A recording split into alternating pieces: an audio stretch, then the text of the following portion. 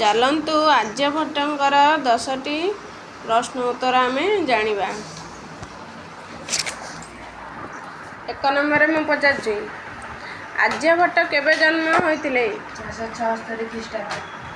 ଆର୍ଯ୍ୟଭଟ୍ଟଙ୍କର କେଉଁଠି ପାରଦର୍ଶିତା ଥିଲା? ଗଣିତ ଏବଂ ଜ୍ୟୋତିଷ ବିଦ୍ୟା। ଆର୍ଯ୍ୟଭଟ୍ଟଙ୍କର ଗ୍ରନ୍ଥ କେତେ ଖଣ୍ଡରେ ବିଭକ୍ତ? 4 ଖଣ୍ଡ। ଆର୍ଯ୍ୟଭଟ୍ଟଙ୍କ କି ଚରିତ ଗୌଲପାଦ କେତେ ଶ୍ଲୋକ ବିଶିଷ୍ଟ? 11ଟି। ତ୍ରିକୋଣମିତିର ଆବିଷ୍କାରକ କିଏ? ଆର୍ଯ୍ୟଭଟ୍ଟ। ଗଣିତ ଶାସ୍ତ୍ରରେ ପାଇଁ ବ୍ୟାସର ପ୍ରବର୍ତ୍ତକ କିଏ? ଆର୍ଯ୍ୟଭଟ୍ଟ। କିଏ ପ୍ରଥମେ ଦର୍ଶାଇଥିଲେ ଯେ ପୃଥିବୀ ଗୋଲାକାର? ଆର୍ଯ୍ୟଭଟ୍ଟ। ଚନ୍ଦ୍ରଗ୍ରହଣ ଓ ସୂର୍ଯ୍ୟପରାଗ ଜନିତ କାରଣଗୁଡ଼ିକ କେଉଁ ଗ୍ରନ୍ଥରେ ଲିଖିତ? ସୂର୍ଯ୍ୟ ଯୁଗାନ୍ତ ଗ୍ରନ୍ଥ। ଆର୍ଯ୍ୟଭଟ୍ଟଙ୍କ ଗଣନା ଅନୁସାରେ ଏକ ବର୍ଷ କେତେ ଦିନ? 365.2586805।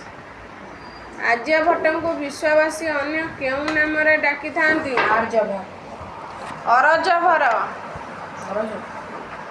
ଆର୍ଯ୍ୟଭଟ୍ଟଙ୍କ ରଚିତ ପ୍ରସିଦ୍ଧ ଗ୍ରନ୍ଥ କିଏ? ଆର୍ଯ୍ୟଭଟ୍ଟ। ଆର୍ଯ୍ୟଭଟ୍ଟୀୟ। ଧନ୍ୟବାଦ।